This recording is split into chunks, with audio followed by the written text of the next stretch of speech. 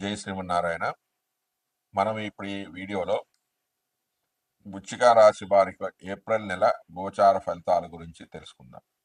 ముందుగా రవి ఫలితాలు. వృశ్చిక రాశి వారికి రవి ఏప్రిల్ 13 వరకు పంచమంలోను, తర్వాత ఏప్రిల్ 14 నుంచి 30 వరకు షష్టమ భావంలోను, అంటే 6వ స్థానంలో సంచరిస్తున్నాడు.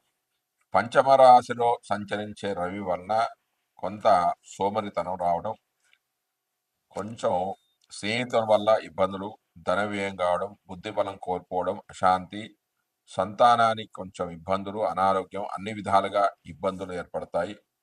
ఈ రాశిలో రవి సువర్ణమూర్తిగా ఉండడం చేత ఇందులో కేవలం 20% మాత్రమే చెడు ఫలితాలు అనేవి జరుగుతాయి. తర్వాత ఏప్రిల్ 14 నుంచి 30 వరకు షష్టమ స్థానంలో సంచారం వల్ల శుభ ఫలితాలు కలుగుతాయి. మంచి సుఖాలు, అనుకున్న కార్యక్రమాలు పూర్తి చేస్తారు. శారీరకమైన సుఖము, వస్త్ర ధన ధాన్య లాభాలు, అన్ని కష్టాలు తొలగిపోవడము, మనస్సులో ధైర్యం పెరగడం, కార్యానుకూలత కలుగుతాయి. ఇందులో రవి లోహమూర్తిగా సంచరించడం వల్ల ఒక 50% మాత్రం శుభ ఫలితాలు కలిగే అవకాశం ఉంది. తర్వాత కుజుడు యొక్క ఫలితాలు. వృశ్చిక రాశి వారి కుజుడు భాగ్యస్థానంలో సంచరిస్తూ ఉన్నాడు. 9వ రాశిలో కుజుడి సంచారం వల్ల వృధాగా ప్రయాణాలు చేయడం, ఆందోళన, అవమానాలు, ఆర్థిక నష్టం, పరాభవం, బలహీనత, ఏది కలిసి రాకపోవడము, పితృవర్గం వారితో గొడవలు వంటివి జరుగుతాయి. ఈ రాశి వారి కుజుడు తామ్రమూర్తిగా సంచరించడం చేత అందులో కేవలం 75% మాత్రమే చెడు ఫలితాలు కలిగే అవకాశం అనేది ఉంది. దాని తర్వాత బుధుడు యొక్క ఫలితాలు. వృశ్చిక రాశి వారికి బుధుడు పంచమ భావంలో సంచరిస్తూ ఉన్నాడు. 5వ రాశిలో సంచరించే బుధుడి వలన శరీరం అంతా వేడి చేయడం,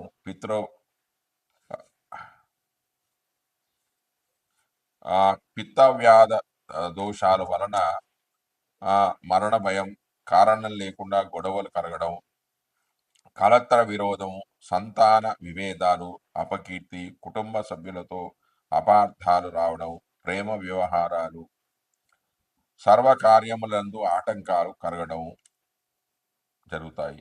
వృశ్చిక రాశిలో బుధుడు లోహమూర్తి కాన ఇందులో 20% మాత్రమే అశుభ ఫలితాలు అనేవి గోచరిస్తాయి. తర్వాత గురుడు యొక్క ఫలితాలు. వృశ్చిక రాశి వారి గురుడు సప్తమ భావంలో సంచరిస్తూ ఉన్నాడు.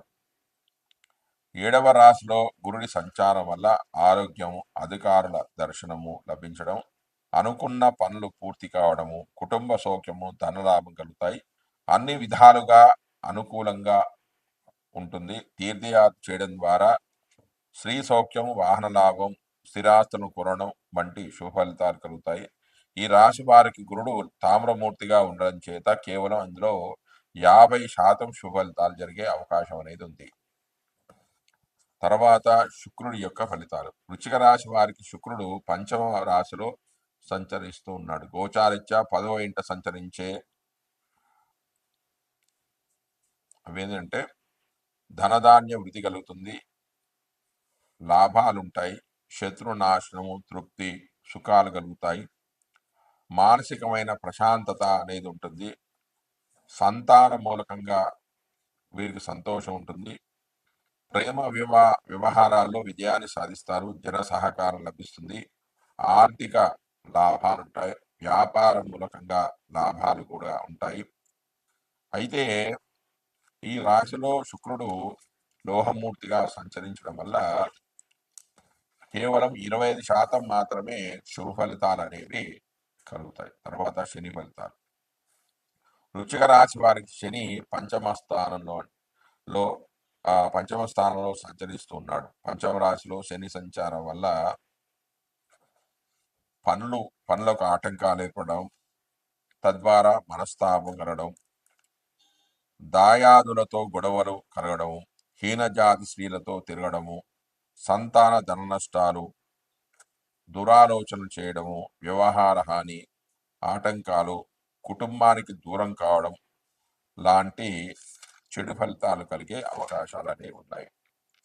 దాని తర్వాత రాహు యొక్క ఫలితాలు. వృశ్చిక రాశి వారికి రాహువు పంచమ భావంలో సంచరిస్తూ ఉన్నాడు. పంచమ రాశిలో సంచరించే రాహు వలన పుత్రులతో విరోధాలు, ప్రభువులచే గౌరవింపబడుట, అకాల భోజనము, అందరిచే గౌరవింపబడడం, ఆర్థికంగా బలం లేకపోవడం వంటి మిశ్రమ ఫలితాలు జరిగే అవకాశం అనేది ఉంది.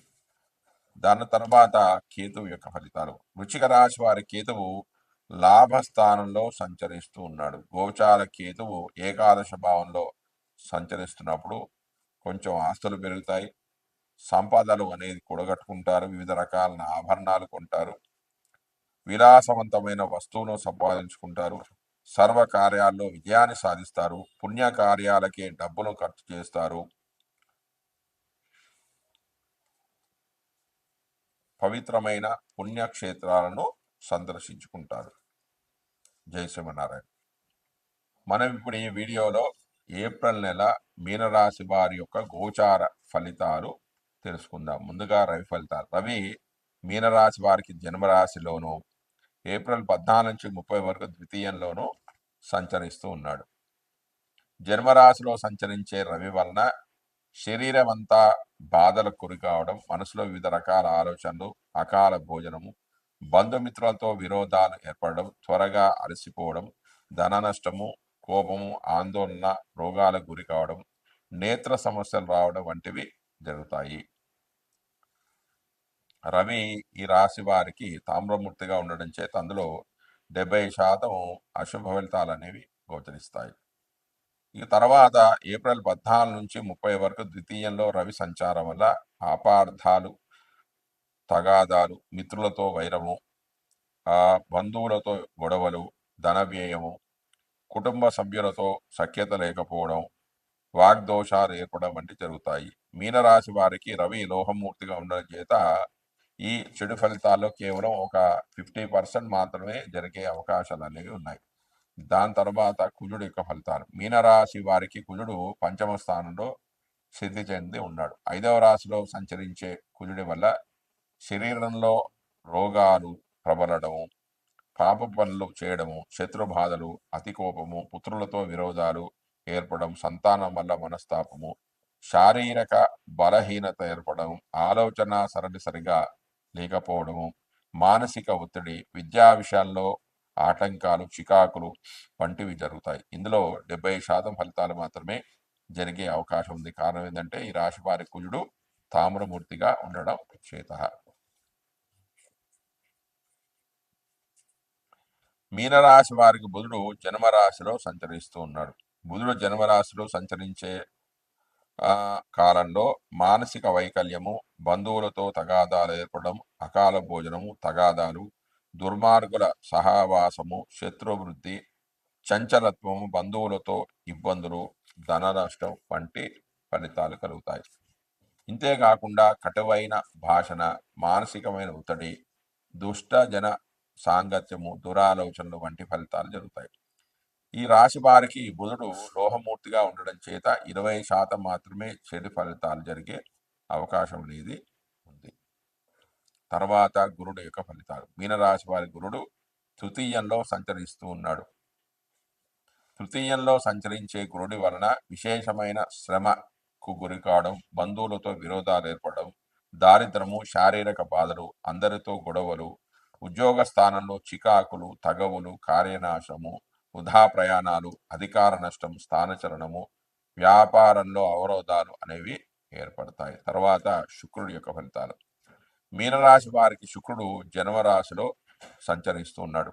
శుక్రుడు జన్మరాశిలో ఉన్నప్పుడు ధనలాభము, మన సౌఖ్యము, పరస్త్రీలతో సుఖపడుట, చేసే పనుల ద్వారా ధనలాభము, సంతాన వస్తు వస్త్రలాభము, సుఖాలు, విద్యావృద్ధి, అనుకున్న పనులు పూర్తి కావడం, సుఖవంతమైన వైవాహిక జీవితం, వాహనాలు, గృహాలు లభ్యమవుతాయి. ఈ రాశి వారి శుక్రుడు లోహమూర్తిగా ఉండడం చేత ఇందులో కేవలం 20% మాత్రమే చెడు ఫలితాలు అనేవి కలిగే అవకాశం అనేది ఉంది.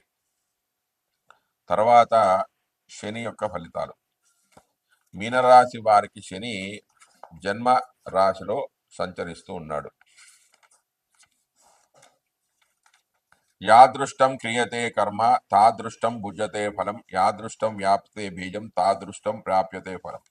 మనం ఏ బీజాన్ని నాటుతామో ఆ సంబంధమే ఫలమే ఆ చెట్టులో కనిపించే విధంగా మనం అనుసరించిన కర్మానుసారం ఫలితాలు అనేవి నిర్ణయించబడతాయి. గోచార గ్రహాల్లో మిగిలిన గ్రహాల కంటే గురువు రాహు కేతువులు శనులు మెల్లగా నడిచేవారు కావడంతో వీరిచ్చే ఫలితాలు ఆ వ్యక్తిపై మెల్లగా ప్రభావితమై దీర్ఘకాలం అనేవి ఉంటాయి. ప్రత్యేకించి శని సంచారం వ్యక్తిగత జాతకాలపై విశేష ప్రభావాన్ని చూపిస్తుంటుంది. ఈ ప్రభావం అందరికీ ఒకేలా ఉంటుందని చెప్పలేము. సూర్యపుత్రుడైన శని చంద్రలగ్నాతో 1, 2, 4, 7, 8, 12 స్థానాల్లో ఉండే కాలం పరీక్షా కాలం అని చెప్పవచ్చు. శని ప్రతి రాశిలో 30 నెలల కాలం లేదా 30 నెలల కాలం అంటే 2.5 సంవత్సరాల కాలం ఉండడంతో అన్నీ మెల్లగా సాగుతూ ఉంటాయి. ప్రత్యేకించి శని చంద్రలగ్నాదు 12, 1, 2 స్థానాల్లో ఉన్నప్పుడు ఏలనాటి శని అనే పేరుతో పిలుస్తారు. శని విశేష దృష్టి కారణంగా ఒకే సమయంలో అనేక భావాలపై ఈ ప్రభావం ఉండడంతో కాలు చెయ్యి ఆడంతగా కంగారు పడతారు.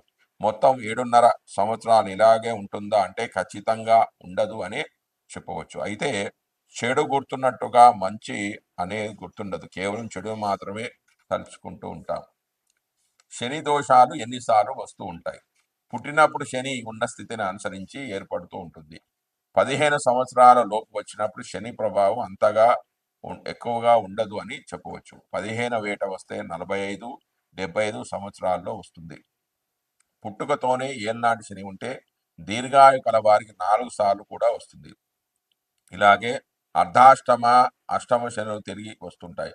ప్రతిసారి ఈ ఫలితాలు అన్ని చెడ్డవి కావు, అలాగని మంచివి అని చెప్పవచ్చు. మొదటిసారి వచ్చే దాన్ని మంగు అని, రెండవసారి వస్తే పొంగు అని, మూడవసారి వస్తే కొంగు అని అంటారు. అయితే జన్మరాశిలోనికి మొదటిసారి వస్తే కష్టము తక్కువ సుఖహీనత, రెండవసారి వస్తే మనోచింత, స్త్రీలకు ధనం, సంతాన లాభం, బంధువైరం ఉంటాయి.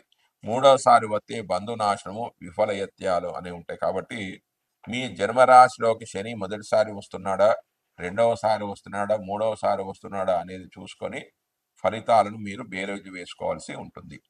దాని తర్వాత రాహు యొక్క ఫలితాలు. మీనరాశి వారికి రాహువు జన్మరాశిలో సంచరిస్తున్నాడు. రాహువు జన్మరాశిలో సంచరిస్తున్నప్పుడు భార్యాపుత్రులతో విరోధాలు ఏర్పడతాయి. దేశ సంచారం ఉంటుంది. ప్రవాసంలో ఉండడం, రోగ పీడలు, ధనానికి ఇబ్బంది కలగడం, శరీరంపై గాయాలు కలగడం వంటివి జరుగుతాయి.